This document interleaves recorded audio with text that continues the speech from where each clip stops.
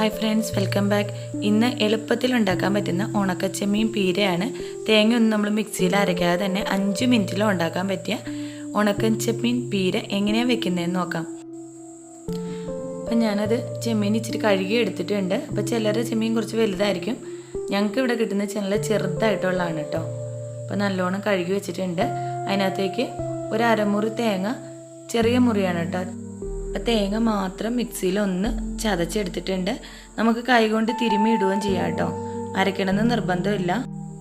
പിന്നെ എരിവിന് വേണ്ടിയിട്ട് പിന്നെ ഒരു 4 പച്ചമുളക്, ലേശം ഇഞ്ചി, കരിയാപ്പലയും കുറച്ച് ചെറിയുള്ളി അരിഞ്ഞതും കൂടെ ചേർത്ത് കൊടുക്കാം.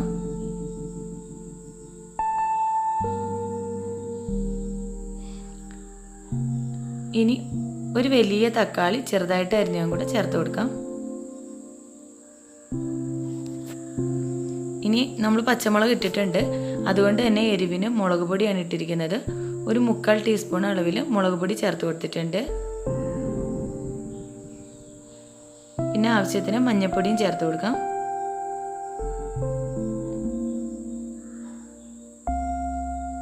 പിന്നെ ലേശം പുളിയും കൂടെ ചേർത്ത് കൊടുക്കാം. നിങ്ങൾക്ക് തക്കാളിക്ക് പകരം മാങ്ങ ചേർത്ത് ഇതുണ്ടാക്കാൻ നല്ല ടേസ്റ്റ് ആയിരിക്കും. അപ്പോൾ മുരിങ്ങക്കയും ചേർക്കാം കേട്ടോ. അപ്പോൾ ഇവിടെ മാങ്ങ ഇല്ലാത്തതുകൊണ്ട് ഞങ്ങൾ തക്കാളിയാണ് ചേർത്ത് കൊടുത്തിരിക്കുന്നത്. പിന്നെ മിക്സിയുടെ ജാറിനുള്ളിൽ നമ്മൾ തേങ്ങ ഒതുക്കിയതിന് തന്നെ കഴുകി ഒരു 1.5 ഗ്ലാസ് അളവിൽ വെള്ളം കൂടെ ചേർത്ത് കൊടുക്കുന്നുണ്ട്. ഇനി ഇത് കൈവച്ച് നല്ലോണം ഒന്ന് ഇളക്കി യോജിപ്പിച്ച് കൊടുക്കാം.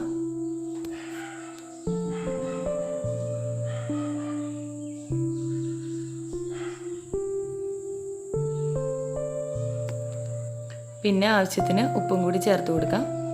അതിന് ശേഷം അടുപ്പിൽ വെച്ചിട്ട് ഇത് നല്ലോണം ഒന്ന് തിളക്കട്ടെ. തീ കൂട്ടിയിട്ട് നല്ലോണം ഒന്ന് തിളച്ചതിന് ശേഷം നല്ലോണം ഒന്ന് ഇളക്കി കൊടുക്കാം.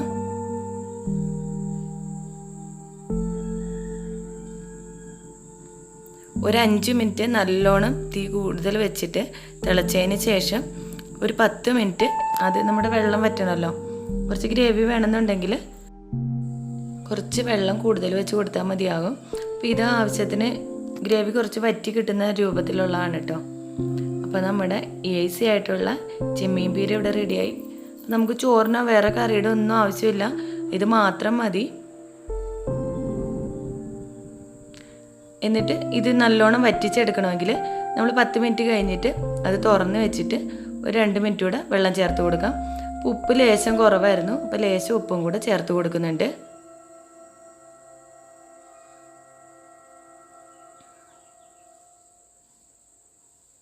അപ്പം നമ്മുടെ ഉണക്കച്ചെമ്മീൻ പീര ഇവിടെ റെഡി ആയിട്ടുണ്ട്.